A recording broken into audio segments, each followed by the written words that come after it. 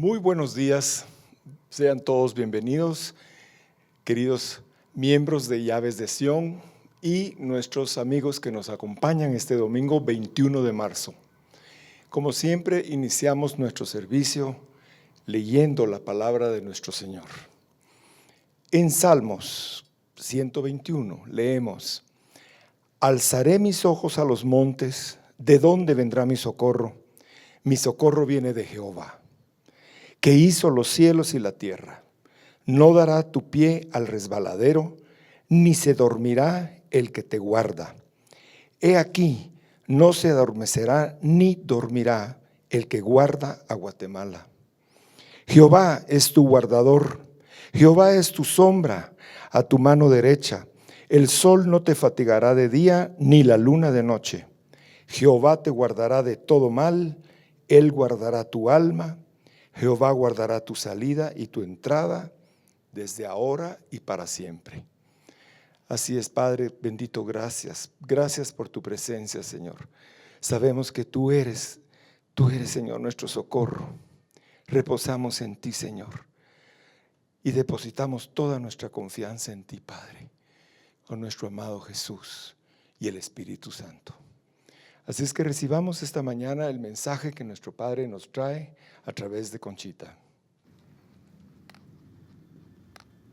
Usa, Señor, usa la mente, usa la boca de tu sierva para que ese mensaje llegue, Señor, y haga el propósito y cumpla el propósito para lo cual tú lo envías. En el nombre de Jesús oramos, Señor. Amén. Muy buen día a todos, que el Señor les bendiga. Es una bendición podernos reunir una vez más para compartir y escuchar la palabra del Señor. Quisiera que por favor me acompañe al libro de Esther. El libro de Esther es un libro muy interesante, todos conocemos la historia de ella y sabemos que hay muchas personas que dicen que quisieran ser como ella es. Así que quiero pedirles, vamos a comenzar hoy en los capítulos 3 y capítulos 4, que es verdaderamente donde nosotros vamos a estar esta mañana, puesto que todos conocemos cómo Esther llegó al reino, cómo fue ella ungida para ser la reina de ese lugar y conocemos la historia completa. Pero yo quiero comenzar esta mañana leyendo el capítulo 3, el versículo 1 y 2, que dice así: Después de estas cosas, el rey Asuero engrandeció a Amán, hijo de Amedata, agageo, y lo honró y lo puso en su silla sobre todos los príncipes que estaban con él. Y todos los siervos del rey que estaban a la puerta del rey se arrodillaban y se inclinaban ante Amán, porque así lo había mandado el rey. Pero Mardoqueo ni se arrodillaba ni se humillaba. Entonces, yo quiero ponerles en el contexto, porque aquí estamos viendo que hay una lucha entre dos personas, Mardoqueo y Amán. Y nosotros necesitamos entender realmente qué es lo que está pasando. El contexto histórico del libro de Esther era que ya habían regresado. Mire, el Señor les había dicho a ellos a través de Jeremías, le había dicho al pueblo de Israel, a los que estaban en Judá, que a causa de su obediencia ellos iban a parar con el rey Nabucodonosor como esclavos durante 70 años en Babilonia. Nosotros sabemos que hubo 3 invasiones y durante 3 invasiones el rey Nabucodonosor se fue llevando a la gente de Judá, la gente que estaba en Jerusalén, se la fue llevando a Babilonia y ahí estuvieron por 70 años, que era el tiempo que Dios les había dicho que iban a estar, porque no dejaron reposar la tierra. Ellos tenían la ley del Shemitah. Cada 7 años ellos tenían que dejar reposar la tierra para que diera mejor fruto, pero no lo hicieron. Y fue aparte de la idolatría y de tanto pecado que cometieron, que se apartaron del Señor, que Él los llevó a Babilonia. Pero cuando sucede la historia de Esther, ya habían pasado los 70 años Ya el rey Ciro había firmado un decreto para que pudieran regresar. Y toda la gente que corría con la visión profética de Dios, con el llamado de Dios para Jerusalén, habían regresado con Esdras y Nehemías. Pero hubo un grupo de personas que se quedó en Susa, porque en ese tiempo fueron conquistados, todos los de Babilonia fueron conquistados por los medo-persas. Entonces, este grupo de personas de las que vamos a estar hablando hoy fueron judíos asimilados por la cultura persa, que no corrieron con la visión de Dios, que se quedaron viviendo en Susa, porque ¿para qué iban a regresar a Jerusalén? Si realmente estaban reconstruyendo, estaban arreglando, en Susa había dinero, había trabajo, había todo lo que ellos querían. Entonces se quedaron.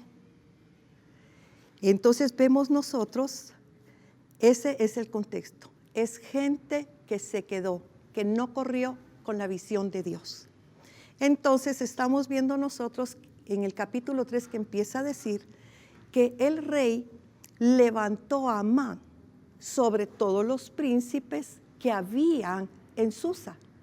Y después del rey, el que tenía más poder en ese lugar era Amán. Pero el rey también había dicho que era necesario, porque quería honrar a Amán, que todos se inclinaran delante de él. Pero Mardoqueo no lo hizo. Mardoqueo no se inclinaba, no solamente porque era judío, y los judíos solamente se inclinan delante de Dios porque el inclinarse delante de alguien representa adoración. Y la palabra es clara, solo a Dios adoraremos, solo a Dios honraremos. Y entonces esto viene a provocar cierto celo y cierto enojo en el corazón de Amán.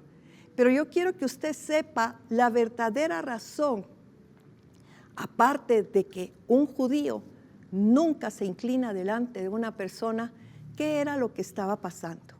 Cuando nosotros leemos en el capítulo 3, en el versículo 1 dice: después de estas cosas, o sea, cuando se casó la reina Esther con el rey y sucede todo lo que sucede, dice: después de estas cosas, el rey Asuero engrandeció a Amán, hijo de Amedata, agageo, y lo honró, y puso sus sillas sobre todos los príncipes que estaban con él. Ahora fíjese bien, nosotros leemos que dice Amán agageo. Y tal vez nosotros leemos agageo y no le damos importancia a esa palabra. Pero algo que nosotros tenemos que entender siempre es que Dios nunca ha permitido que se escriba una palabra dicha por Él que no tenga un significado, que no tenga una enseñanza, que no tenga algo que tengamos que aprender. ¿Qué significa agageo? Para que usted entienda agageo, tenemos que hacer un poco de historia. Y en este poco de historia, yo quisiera contarles, usted sabe que Abraham tuvo un hijo que era Isaac. Isaac tuvo 2 hijos. Estos 2 hijos fueron Jacob y Esaú. Y usted conoce el problema que hubo entre estos 2 hermanos, cómo Jacob le compró por un plato de lentejas la primogenitura a Esaú. Y cuando ya su padre Isaac estaba muriendo, con engaño le quitó la bendición. Eso hizo que Esaú se enojara tanto que él vino y dijo: vendrán los días de luto de mi padre y yo voy a matar a mi hermano. Y ahí puso un decreto de muerte sobre su hermano Jacob. Jacob, nosotros sabemos que después de un tiempo Dios le cambió el nombre a Israel, porque es sobre Jacob que se va a cumplir la promesa que Dios le hizo a Abraham de darle la tierra a su descendencia y sus generaciones. Entonces Jacob es Israel, son el mismo. Entonces, ¿qué sucede? Sucede que Esaú tuvo un hijo con una concubina y el padre, y entonces este hijo se llamaba Elifaz. Y Elifaz tuvo un hijo que se llamaba Si usted me acompaña para que nosotros veamos, vamos a Génesis capítulo 17, por favor. Y entonces nosotros vamos a poder ver, a Éxodo 17, perdón. Y entonces usted va a ver lo que sucede con este hijo Amalek. Amalek es nieto entonces de Esaú. Yo quiero que usted vea esto porque para que usted pueda entender la historia de Esther, usted tiene que entender primero lo que sucede con Amán. ¿Por qué Amán quiere matar a todos los judíos? Fíjese que en el capítulo 17, del versículo 8 en adelante, en Éxodo, usted va a encontrar una historia que Moisés acababa de salir con todo el pueblo de Israel de Egipto. Habían salido de la esclavitud, pasaron momentos muy difíciles al tener que pasar el Mar Rojo, pasaron momentos muy difíciles cuando llegaron a Mara, a las aguas amargas, después cuando están en el desierto y no hay agua y tienen que golpear la roca. Bueno, fue un momento muy difícil, pero ellos estaban cabalmente en este lugar, en Refidim, cuando por la retaguardia los ataca Amalek, nieto de Esaú, para quererlos matar y destruir. Ellos no eran ejército, no sabían manejar armas porque acababan de salir de la esclavitud y por supuesto que Faraón nunca les dio un arma, no fuera a ser que los fuera a atacar a ellos. Pero entonces los ataca y Dios le dice a Moisés que suba al monte y él sube con Ur y Aarón, y es aquella escena que si él levantaba las manos, prevalecía Josué, pero si las bajaba, prevalecía Amalek. Y entonces, cuando se queda con sus manos levantadas, que Ur y Aarón se las sostienen, viene Josué y vence en ese momento totalmente a Amalek. Pero cuando ya venció y terminó la batalla, si usted me acompaña, en el versículo 13 dice: y Josué deshizo a Amalek y a su pueblo a filo de espada. Y Jehová dijo a Moisés: escribe esto para memoria en un libro. Fíjese que es Dios hablándole a Moisés y diciéndole que tiene que escribir lo que pasó ese día en un libro.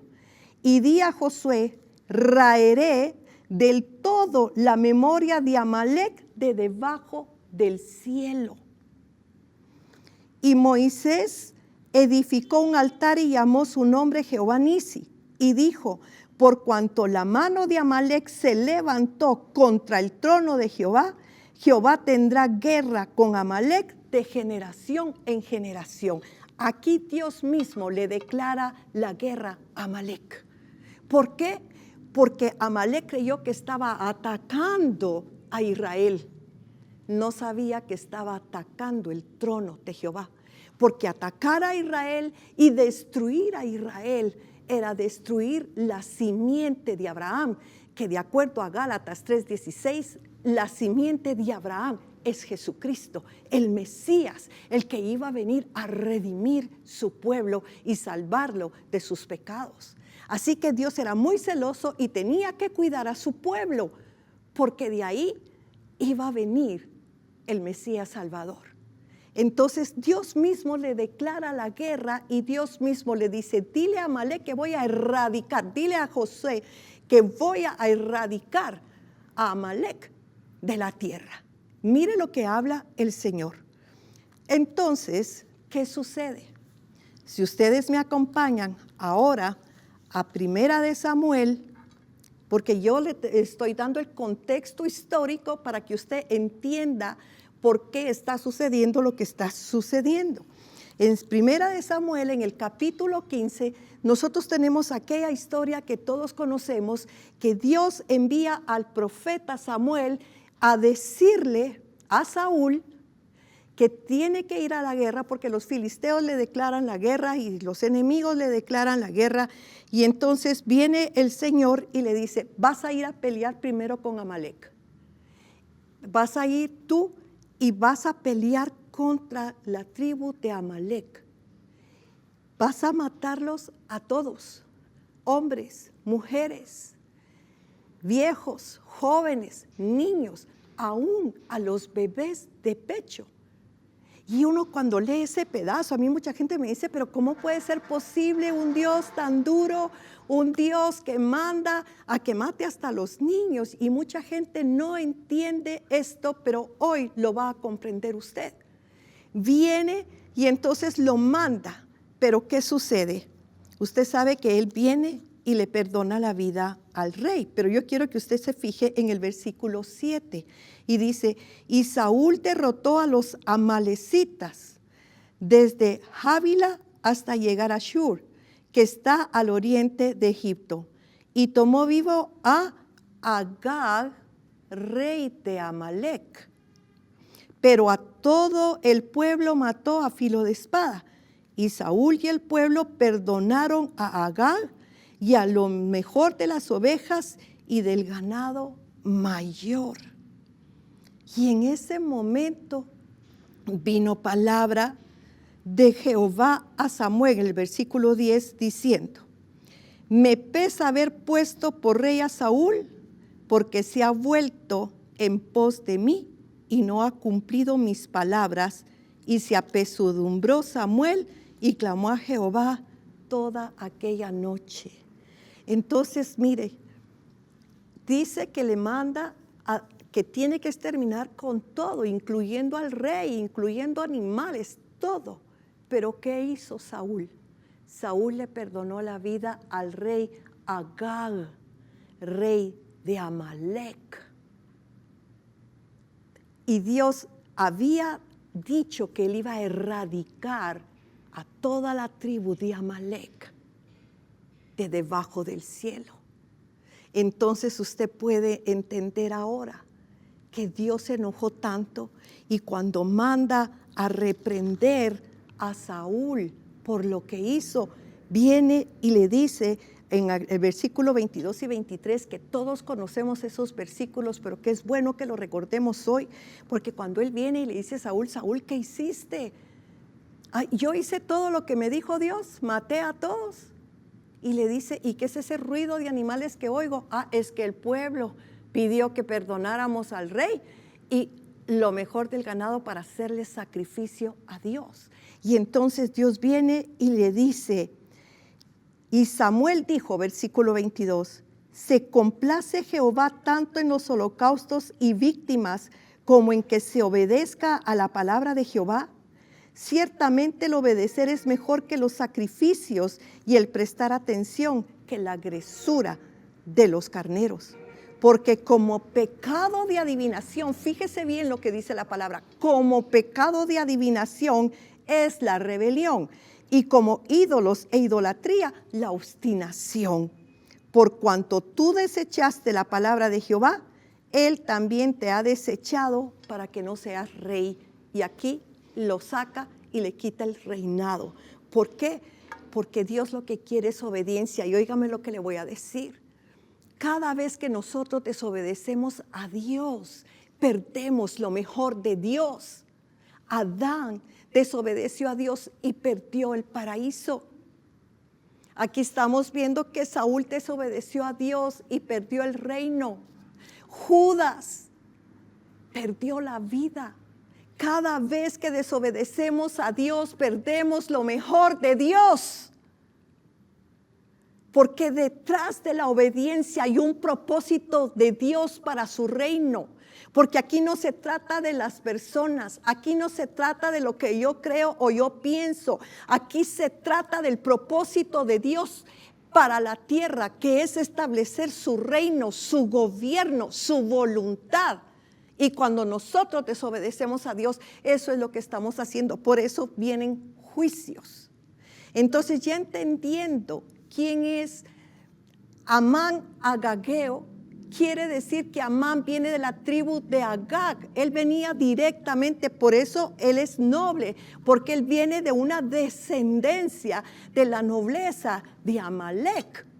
Así que estamos viendo nosotros que en este momento, cuando Dios le dice a Josué, voy a erradicar a Amalec y voy a tener guerra con todas sus generaciones, ahí empieza una guerra espiritual entre Dios y Amalec. Dese cuenta de lo que estamos hablando. Estamos hablando de guerra espiritual. Estamos hablando de batalla espiritual. Han pasado cientos de años y ahora nos encontramos en la época de Esther con que un descendiente de Agag, al que le perdonaron la vida a él y definitivamente a sus hijos, ¿qué pasó? Se siguieron reproduciendo, pero siguieron con ese gen de muerte para Israel. Dese cuenta de lo que estamos hablando y que tenemos que entender, porque aquí se reactiva una batalla espiritual. Cuando le dicen que el otro no se inclina sobre él, que Mardoqueo no se inclina sobre él, ¿por qué? Pues porque es judío. Él dice, entonces no solo voy a matar yo a este hombre, voy a matar a todos los judíos, y se reactiva un decreto de muerte que fue puesto desde Esaú. Mire desde dónde venía ese decreto y por qué Dios quería eliminarlos. Cuando Dios dijo hasta los bebés de pecho, era porque Dios sabe que cuando Él te dice a ti, deja este vicio, quita aquella mala actitud, despójate de esto que no es bueno para ti, es porque Dios sabe que si tú no lo haces, tu descendencia lo puede obtener. Siempre hablamos de maldiciones generacionales, pero no entendemos que la maldición generacional no se corta únicamente con una oración, es venciendo eso que está en mí, eso que Dios quiere quitar. Por ejemplo, el adulterio. ¿Cómo va a quitar Dios el adulterio? Pues la palabra del Señor dice que todo lo puedo en Cristo que me fortalece, y yo me tengo que levantar y tengo que luchar contra eso que está afectando mi vida, que mi abuelo, mi bisabuelo, mi tatarabuelo lo tuvieron. Pues yo lo voy a romper. ¿Cómo lo voy a romper? Agarrándome del Señor y venciendo mi carne para no caer en el pecado. Ahí lo voy a romper. No es solamente con una oración. Y a veces decimos, pero es que ya oraron por mí para romper esto. No, es que tú tienes que vencer tu carne. Y de hecho, usted sabe que Amalek representa la carne. ¿Por qué? Porque por un plato de lentejas fue que su bisabuelo, Esaú, vendió la primogenitura, menospreció el pertenecer a la descendencia del Mesías. Así que nosotros estamos viendo que detrás de todo esto hay algo espiritual. El problema es que nosotros únicamente vemos las cosas naturales. Si nosotros aprendiéramos a ver detrás de bambalinas, detrás de las cosas obvias y evidentes a nuestros ojos naturales, nosotros nos daríamos cuenta que está pasando algo más allá. Usted se recuerda de Daniel. Daniel está en oración, le está pidiendo al Señor revelación respecto al futuro de Israel. Y él está en oración y en ayuno, y ya lleva 3 semanas ayunando, pero no pasa nada. Y de repente a la 3ª semana le aparece un ángel y le dice: Daniel, siervo muy amado, desde que dispusiste tu corazón a entender, Dios me envió para traerte la respuesta, pero el príncipe de Persia se me opuso. Cuando dice el príncipe de Persia, no está hablando del rey, no está hablando de una persona humana, está hablando de un principado. Y cuando está hablando de un principado, porque nuestra lucha no es contra carne ni sangre, sino contra principados, potestades, gobernadores de las tinieblas y huestes espirituales de maldad en las regiones celestes, hay oposición, hay resistencia para que vengan las respuestas de Dios. Y por eso es que Dios necesita que la gente se levante en oración, se levante en intercesión, porque tenemos una batalla espiritual que no la vemos con los ojos físicos, pero que en el Espíritu, por revelación del Espíritu Santo, entendemos que es así. Entonces aquí se activa otra vez, y entonces viene Amán. Y Amán dice, fíjese qué interesante, porque dice, regresando a Esther al capítulo 3, viene y dice, versículo 7, En el mes primero, que es el mes de Nisán, en el año 12º del rey Asuero, fue hecho Pur. Esto es la suerte delante de Amán. Suerte para cada día y cada mes del año, y salió el mes 12º en el mes de Adar. O sea que él vino y echó suertes, a lo mejor dados, no sé cómo habrá sido, pero él echó suertes para ver cuándo era el tiempo para ejecutarlos, y salió que era en el mes 12º. O sea que él hizo esto en el primer mes, pero hasta en el 12º mes los iba a ejecutar. Y fíjese que es algo curioso, porque el que echó la suerte y el que estaba disponiendo, que era lo que iba a suceder con el pueblo de Israel, era Amán. Pero nosotros estamos viendo que Dios siempre está en todo. Algo importante que tenemos que entender es que si usted se fija, la palabra Dios no aparece para nada en el libro de Esther. Sin embargo, la soberanía de Dios está por encima de todo lo que le está sucediendo a Israel en ese momento. Y entonces vemos nosotros que Dios les dio 12 meses. Y dice la palabra del Señor, sigue diciendo, y dijo Amán al rey Asuero, cuando él ya tenía la fecha, cuando él ya lo tenía todo planeado, dice en el verso 8, y dijo Amán al rey Asuero, hay un pueblo esparcido y distribuido entre los pueblos en todas las provincias de tu reino, y sus leyes son diferentes de las de todo pueblo, y no guardan las leyes del rey, y el rey nada le beneficia el dejarlos vivir. Si place al rey, decrete que sean destruidos, y yo pesaré 10,000 talentos de plata a los que manejan la hacienda para que sean traídos a los tesoros del rey. Entonces el rey quitó el anillo de su mano y lo dio a Amán, hijo de Amadeo, Gagageo, enemigo de los judíos.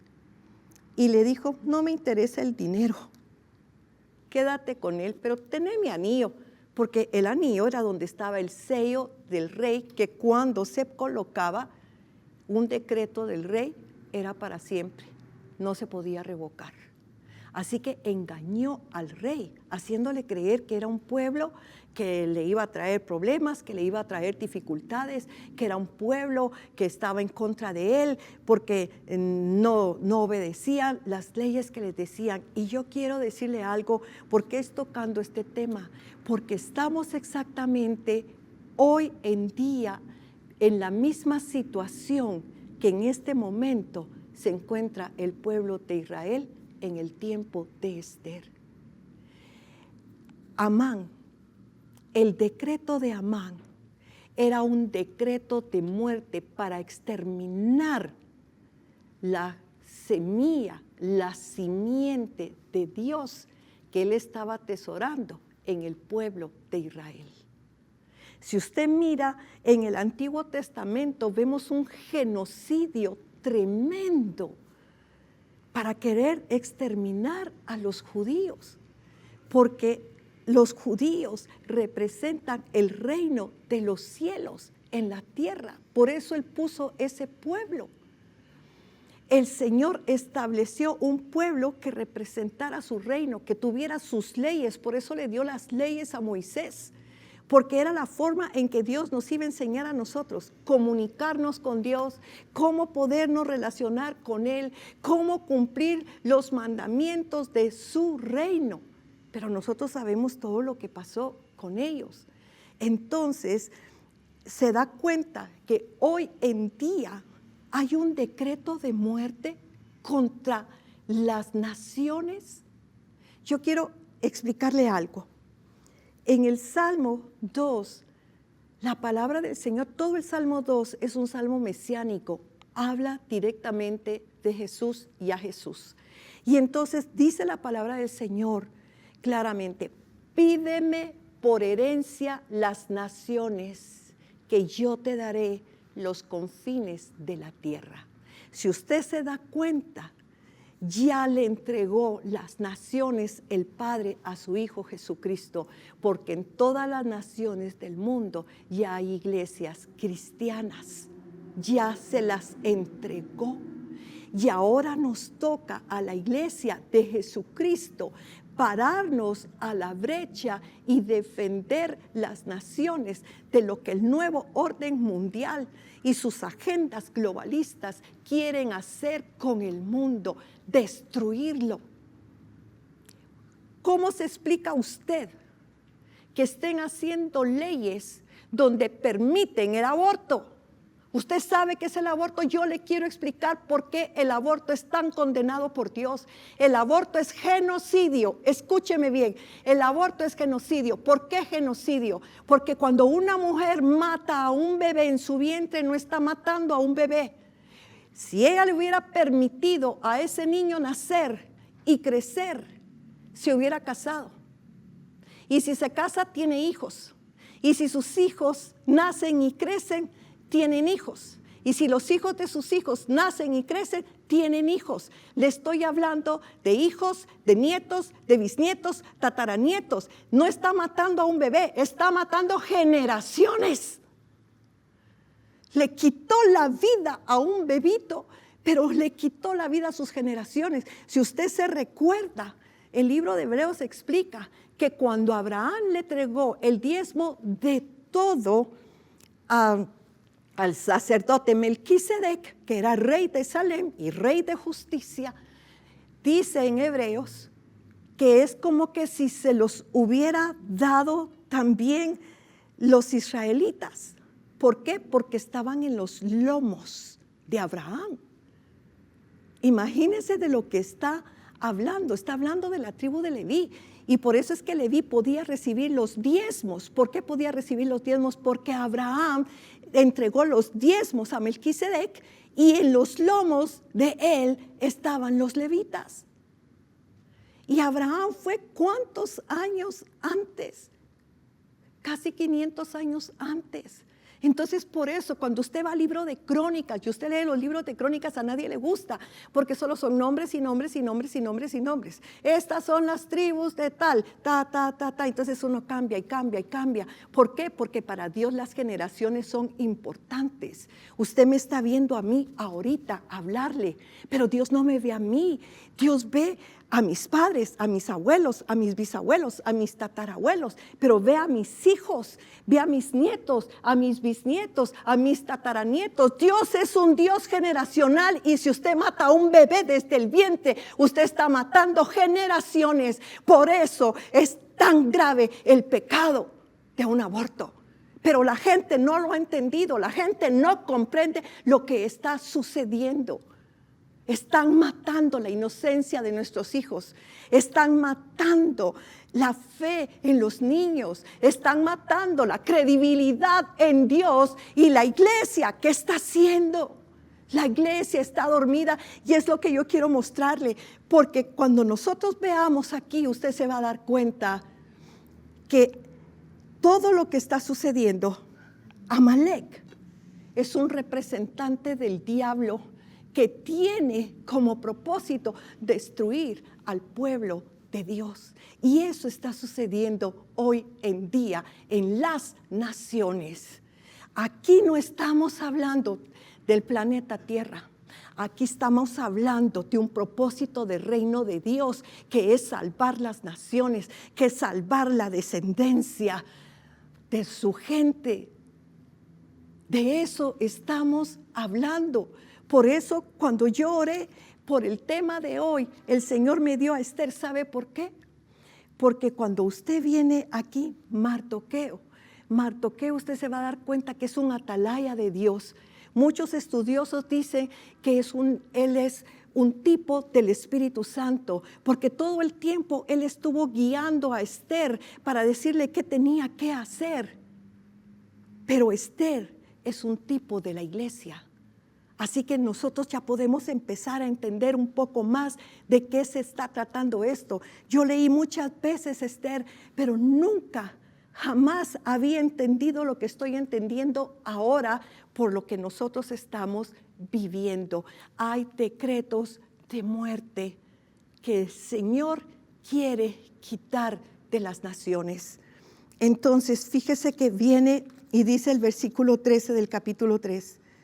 Y fueron enviadas cartas por medio de correos a todas las provincias del rey, con la orden de destruir, matar y exterminar a todos los judíos jóvenes y ancianos, niños y mujeres en un mismo día, en el día 13 del mes 12º, que es el mes de Adar, y apoderarse de sus bienes. Pero mire qué curioso, ¿a quiénes está mandando a matar? Dice, jóvenes, ancianos, niños, mujeres, y todos en un mismo día. ¿Qué le había dicho Dios a Saúl que tenía que hacer? Tenía que exterminarlos a todos. Pero vimos que no lo hizo, y ahora vimos nosotros cómo los de la tribu de Amalek se levantaron para destruir al pueblo de Dios. Entonces, nosotros vemos y pasamos entonces ya al capítulo 4. Cuando Mardoqueo se entera de lo que está sucediendo, se pone de cilicio, rasga sus vestidos y se va haciendo lamento por toda la calle. ¿Se puede imaginar usted lo que siente un padre que saben que han puesto una sentencia de muerte sobre sus hijos y sobre su nación? ¿Se puede imaginar usted lo que está sufriendo la gente de otros lugares que por ser cristianos los matan, los persiguen, los destruyen?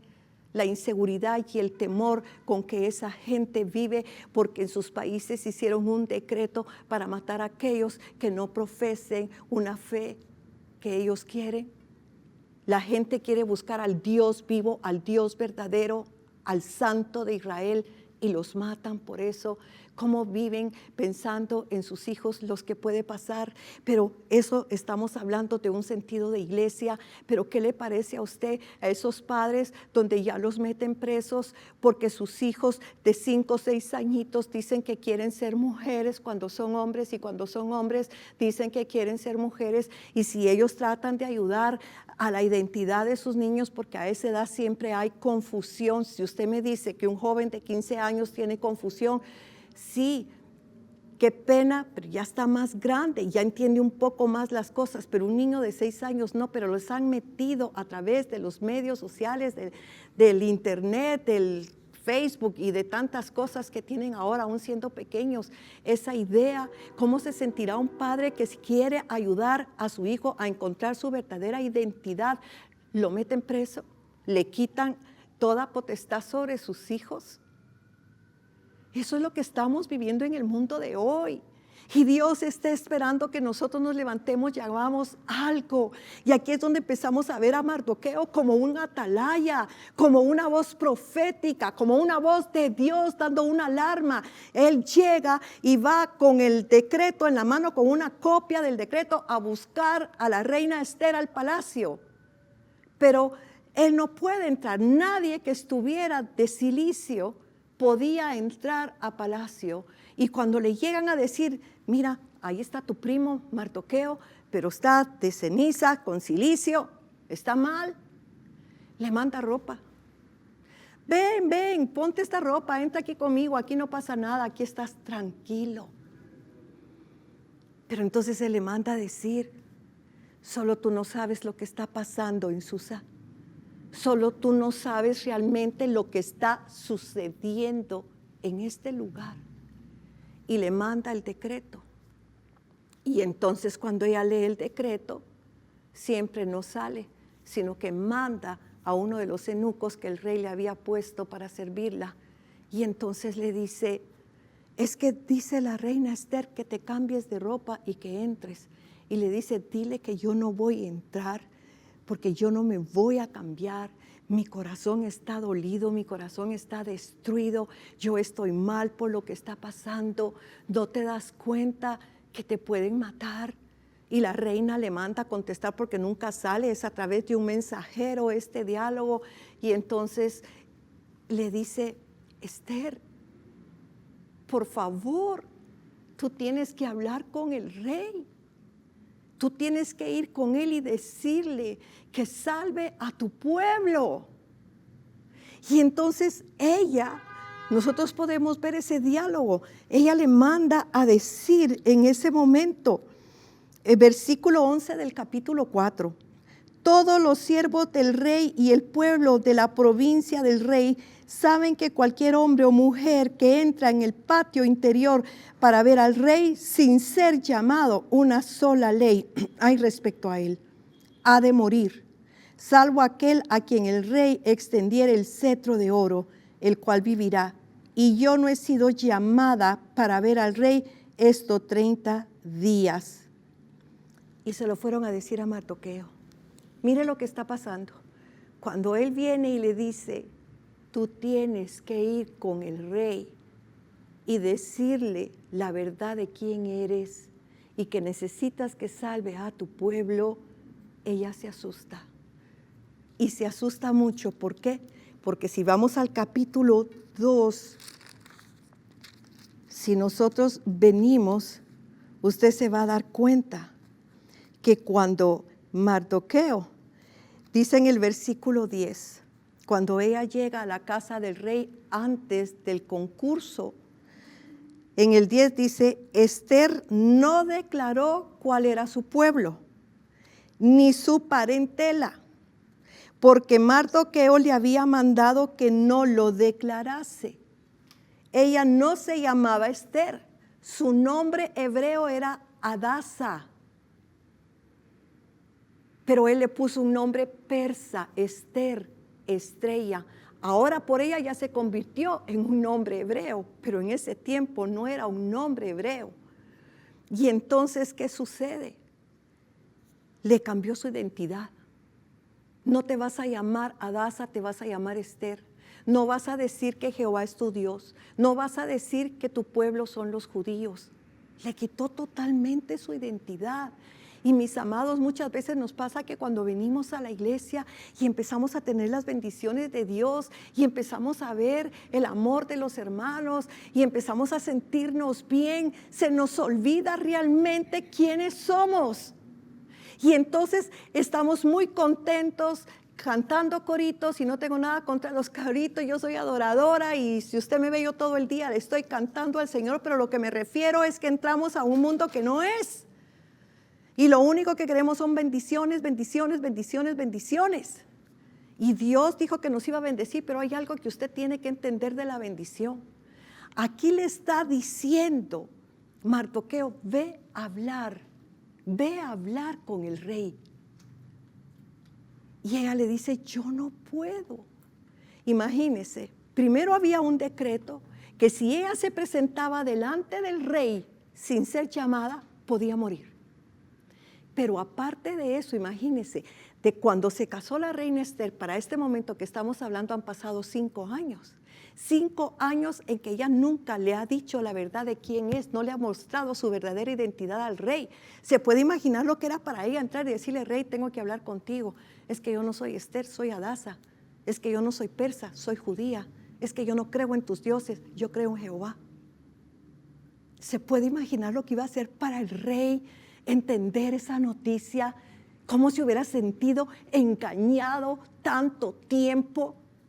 Así que si solo por presentarse delante de él, sin ser llamada, significaba muerte, imagínese lo que iba a suceder si ella se presentaba a decirle la verdad y decirle, te engañé 5 años, perdóname. Era una situación muy difícil para ella, era una situación difícil, pero mire, nos está pasando porque la iglesia de Jesucristo sirve al reino de los cielos, sirve al Rey de Reyes y Señor de Señores.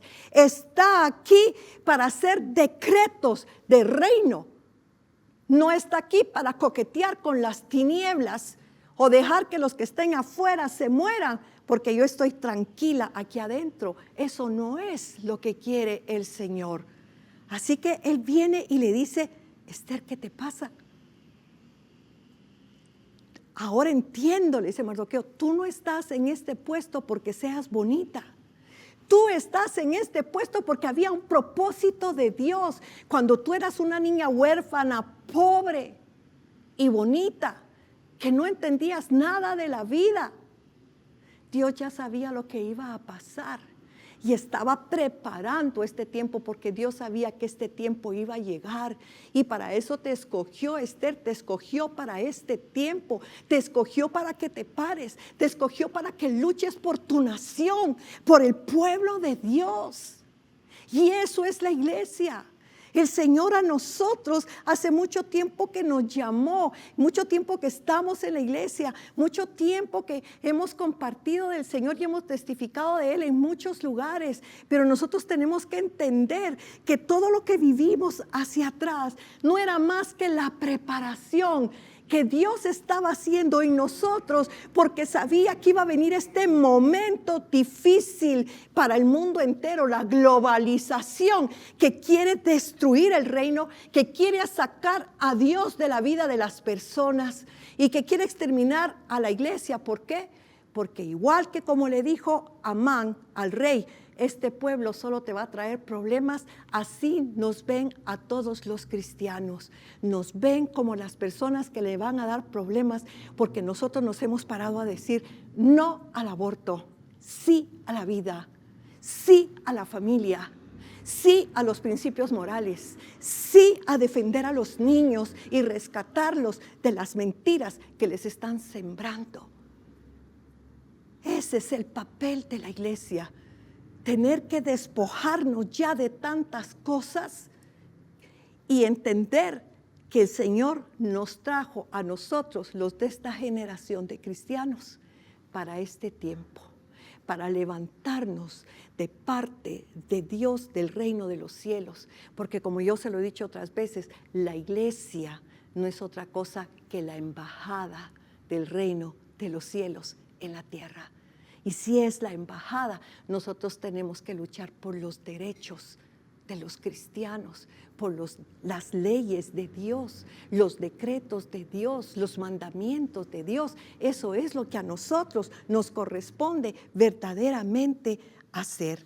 Entonces nosotros podemos ver en Mardoqueo la voz de la atalaya, pero en Esther a la iglesia que ha estado dormida. Y muchas veces lo hemos oído por diferentes lugares. ¿Cómo estaba Esther? Imagínense que Esther vivía en el palacio y no sabía lo que estaba pasando. Y nosotros hemos estado en la iglesia y nos encerraron y decíamos, cuando salgamos ya no va a ser lo mismo. Cuando salgamos van a cambiar muchas cosas. Y nunca nos imaginamos que era lo que iba a cambiar. Lo decíamos, lo repetíamos. Pero no nos dimos cuenta que mientras estábamos encerrados en muchos lugares, y lo he hablado antes, empezaron a meter las leyes globalistas, empezaron a meter leyes para permitir el matrimonio igualitario, para permitir el aborto. Hay países que ya lo tienen y no se han dado cuenta de que al aceptar ese tipo de leyes están trayendo juicios sobre sus naciones, juicios que a la larga los van a destruir. Pero nosotros todavía estamos a tiempo de pararnos y ser una voz atalaya para Guatemala y decirles, tenemos que pararnos, tenemos que luchar por la verdad, tenemos que defender los principios morales de Dios. Y ese es nuestro llamado. Somos libertadores. Somos nosotros los ungidos de Jehová, que en el nombre de Cristo vamos a levantarnos a pelear una batalla espiritual. Y quiero decirte algo, ella tenía miedo de enfrentarse a decir una verdad de quién era y tenía miedo de que le fuera a suceder algo por no ser llamada por el rey. Pero algo que nosotros tenemos que entender es que antes de que se cumpla nuestro propósito, vamos a estar en una batalla espiritual. Y vamos a ser probados. Quiero decirte algo, la fe se prueba. Y Dios te va a meter en una batalla, siempre va a haber una batalla. ¿Cuándo sabes tú que llegó tu tiempo? Cuando Dios une todo lo que ha formado espiritualmente en ti y te mete a la batalla. Cuando estás en la batalla y tienes que poner por obra lo que has aprendido, ahí sabes que llegó tu tiempo, porque las promesas de Dios se conquistan. Josué tuvo que entrar a pelear a derribar los muros de Jericó, a vencer a Jai y a vencer a las naciones cananeas, a derribar a los gigantes y a vencer a sus enemigos para poder tomar la tierra prometida. Y ahora estamos viendo que esta mujer entiende que es una guerra espiritual, entiende entonces quién es Amán y entiende entonces quién es ella.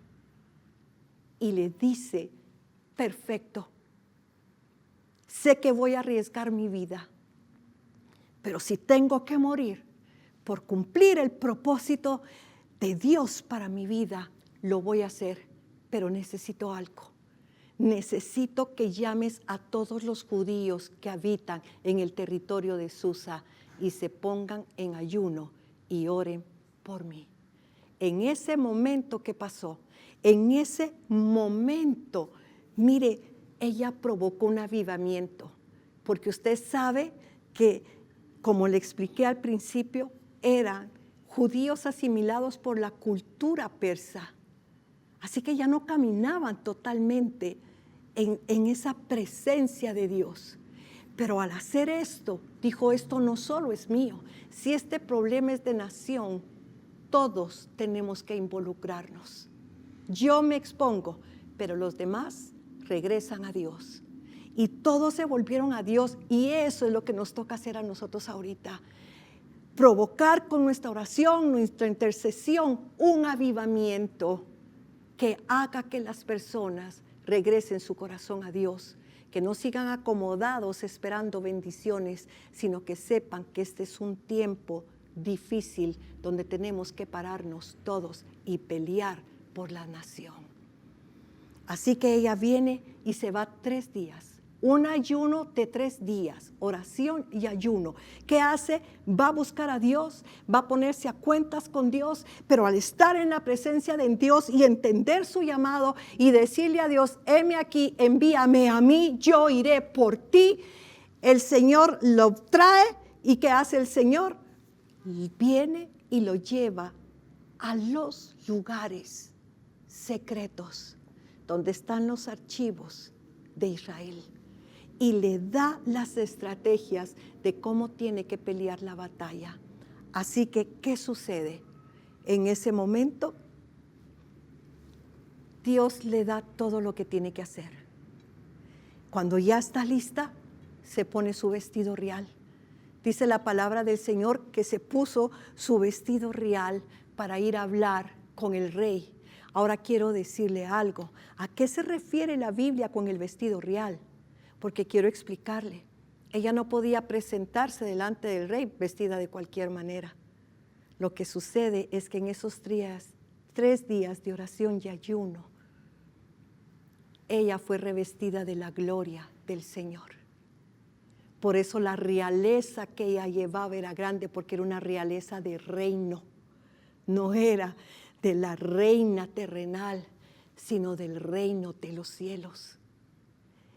Eso quiere decir que hubo gracia y favor. Y fíjese qué interesante lo que nosotros estamos hablando, porque dijimos que vino y ¿qué hizo el mismo Amán? Echó suertes y les dio 1 año para que se prepararan todos los de Persa para matar a ellos. Pero no se dieron cuenta que ese año no era más que una ventana de gracia, de favor de Dios, para que los judíos pudieran hacer algo, precisamente para que se volvieran a Dios, precisamente para que lo buscaran, precisamente para que Él los direccionara, porque el único que los podía salvar de esa situación era Él, y necesitaban buscarlo como nosotros necesitamos regresar a buscar a Dios y nos diga qué hacer con estas agendas globalistas y todo esto que nos quieren meter. Necesitamos ser direccionados por el Espíritu Santo. Así que imagínense que aquella mujer revestida de la gloria de Dios y en un tiempo de gracia y favor de Dios, va a buscar al rey. Pero usted sabe que cuando el rey la ve entrar, todos se asustan cuando la miran en el patio, pero cuando el rey la ve entrar, ¿qué usa? El rey usa su cetro de oro para perdonarle la vida. Ahora yo quiero explicarle algo. ¿Por qué le perdona la vida? ¿por qué le perdona la vida? Si usted viene conmigo, por favor, al capítulo 2 y versículo 1, usted sabe de la reina Vasti. La reina Vasti, el rey la mandó a llamar porque quería lucir su corona y quería mostrarles que él estaba casado con la mujer más linda del reino. Pero ella se negó a ir, ¿y sabe por qué? Cuando usted lee los escritos del historiador Josefo, lo que quería lucir era la mujer que tenía y la corona real. La mandó a llamar sin ropa. Pero había una ley en Persa, y era que la esposa del rey no podía ser vista sin ropa delante de nadie. Ella lo que hizo fue salvar al rey. Pero como el rey estaba intoxicado de licor, no se daba cuenta. Pero si usted mira, el capítulo 2 y versículo 1 dice: pasadas estas cosas, sosegada ya la ira del rey Asuero, se acordó de Vasti y de lo que ella había hecho y de la sentencia contra ella. Mire, se acordó de Vasti y de la sentencia contra ella. Ahí se dio cuenta que él fue injusto. Ahí se dio cuenta que su borrachera lo llevó a una injusticia muy grande. Ahí fue donde él se entristeció tanto que cuando lo vieron, los que estaban a su alrededor le dijeron: rey, busca otra esposa, hagamos un concurso. Hasta esto usó Dios. Porque imagínense lo que ha de haber sentido Asuero cuando se acordaba de Vasti y la injusticia que cometió contra ella. La sacó del reino. Pero cuando llega Esther delante del rey y le extiende el cetro, ¿qué le dice? Esther, ¿qué quieres? Pídeme lo que quieres, porque hasta la mitad del reino te daré, porque a la otra se lo quitó. La injusticia contra Vasti fue lo que Dios usó para salvarle la vida a Esther.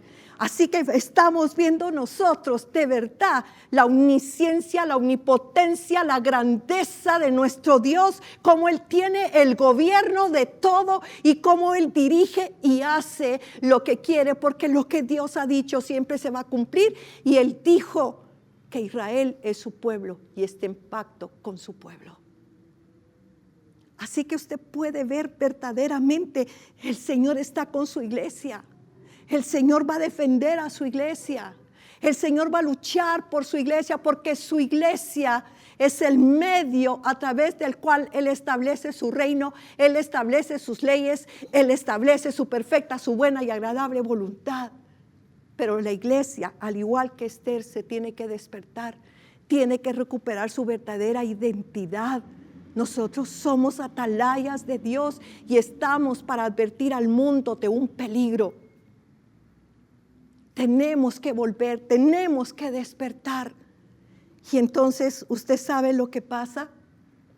El rey le perdona la vida, le da un banquete, tiene un segundo banquete, y hasta en este segundo banquete ella le dice todo lo que Amán está haciendo. Amán y su familia son colgados en la cuerda que él había preparado para ahorcar a Mardoqueo. Y entonces llega la reina con el rey y le dice: rey, haz algo, porque yo no podría ver que mi pueblo sea destruido. Y el rey le dice: mira, no se puede, porque todo decreto que está firmado por el rey no se puede invalidar. Y entonces, ¿qué hacemos, rey? Porque la palabra de Dios es clara en el capítulo 8 y el versículo 8. Dice, cuando le preguntan que qué pueden hacer, el rey le dice: escribid pues vosotros a los judíos como bien os pareciera, en nombre del rey, y selladlo con el anillo del rey, porque un edicto que se escribe en nombre del rey y se sella con el anillo del rey no puede ser revocado. Entonces, el decreto de Amán no podía ser revocado. Entonces, ¿qué les dice el rey? Hagan un decreto superior, un decreto que esté por encima de ese decreto, que lleve la firma del rey y el sello del rey. ¿Y qué es el decreto? Se les da permiso a todos los judíos que viven en Susa para que se levanten y se defiendan contra todos los que los quieran matar. Fue un decreto superior, un decreto que quedó por arriba. Y eso es exactamente lo que quiere el Señor, que entendamos que tenemos un decreto superior dado por Dios. Como iglesia podemos levantarnos, como iglesia podemos decretar, como iglesia podemos proclamar, como iglesia podemos hablar, podemos advertir, podemos decir. Para este tiempo, mis amados, para este tiempo nos llamó el Señor. Es ahora que Él nos está esperando. Es ahora que Él nos dice: despiértate tú que duermes, levántate de los muertos y te alumbrará Cristo. Es ahora cuando nos necesita. Es ahora cuando tenemos que salir a pelear. ¿Ustedes creen que Dios no puede hacer algo contra esos decretos de muerte que están poniendo contra los no nacidos? ¿Usted cree que Dios no puede defendernos a nosotros? Pero necesita a su ejército terrenal. Génesis capítulo 2 y versículo 1 empieza diciendo: así hizo Dios los cielos y la tierra, hablando de cuando la creación dice, y los ejércitos que están en ellos, o sea, los ejércitos celestiales y los ejércitos terrenales, porque ya estaba el hombre.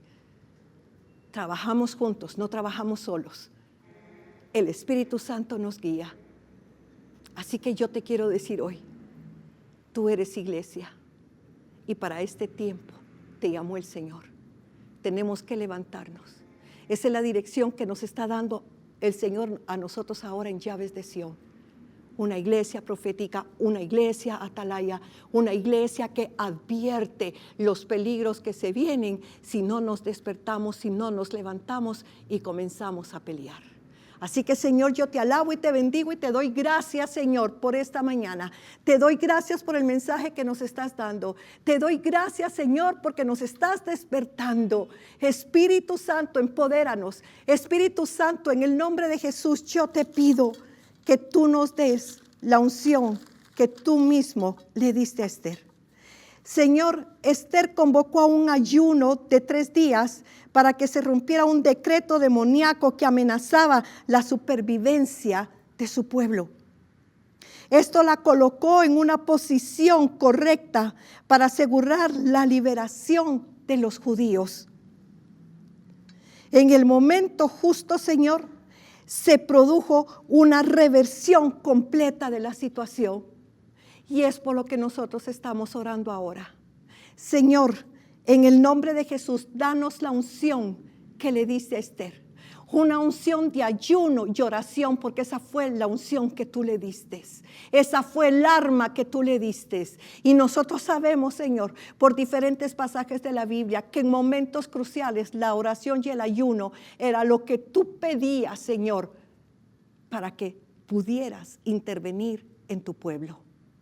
Señor, Guatemala te necesita, las naciones del mundo te necesitan, las familias te necesitan, los niños te necesitan, porque hay un decreto para destruir la iglesia, para destruir las familias, para destruir a los niños, Señor. Y tú defendiste a Moisés del decreto, Señor, de Faraón, y tú protegiste a Jesús del decreto de Herodes. Ahora, Señor, defiéndenos de los decretos que la agenda globalista ha puesto en contra de la humanidad, porque solo a través de Cristo tú nos puedes salvar.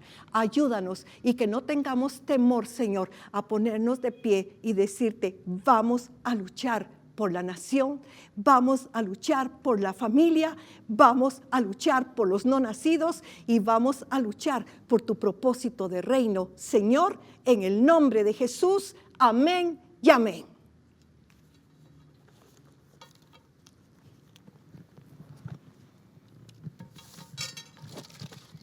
Gracias, Padre, por ese mensaje precioso, tremendo, pero tan directo que tú enviaste esta mañana. Te damos gracias, Señor, porque realmente vemos la importancia que es para ti la obediencia.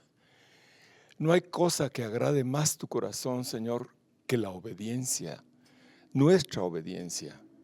Y en ese sentido es importante que, como obedientes que somos del Señor, le entreguemos los diezmos y ofrendas que a Él le pertenecen.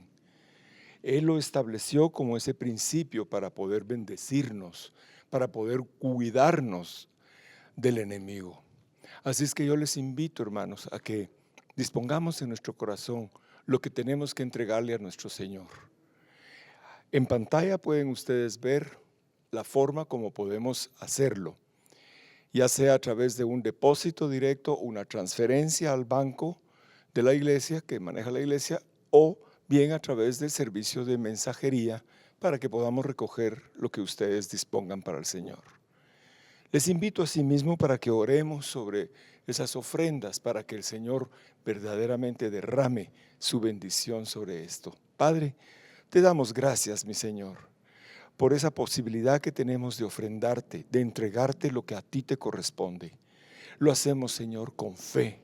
Lo hacemos no solo por obediencia, sino con fe en tu palabra, sabiendo, Señor, que tú bendecirás al dador alegre, que tú bendecirás, Señor, su fuente de provisión, que tú bendices su vida, su familia, porque así es como tú lo ofreces, Señor, y lo dices en tu palabra. Oramos también por aquellos hermanos que en este tiempo, pues alguna circunstancia, no tienen trabajo o sus ingresos han disminuido mucho. Oramos también por ellos, sabiendo que tú eres su Padre y que tú tendrás cuidado de ellos. En el nombre de Jesús. Amén.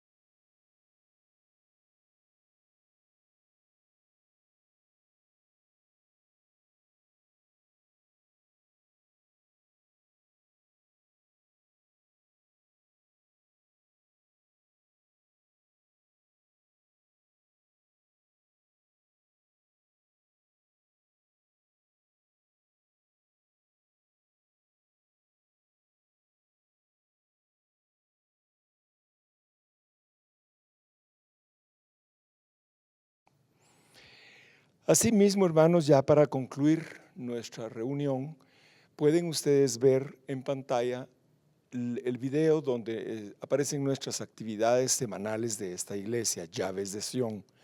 Seguimos siempre bajo el sistema de Zoom y de la tecnología nueva, pero en algún tiempo que ya el Señor tenga dispuesto, podremos hacerlo de forma presencial. Les invitamos entonces a que participen en lo que más puedan también ustedes dentro de nuestras actividades. Y ya para concluir, recibamos la bendición de nuestro Señor, que viene de lo alto.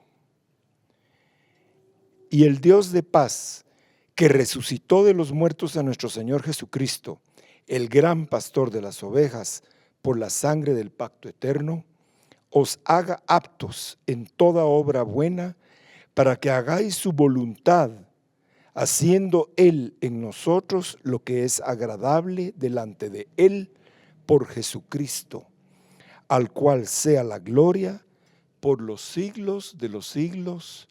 Amén. Muchas gracias, hermanos. Hemos concluido nuestra reunión. Dios los bendiga.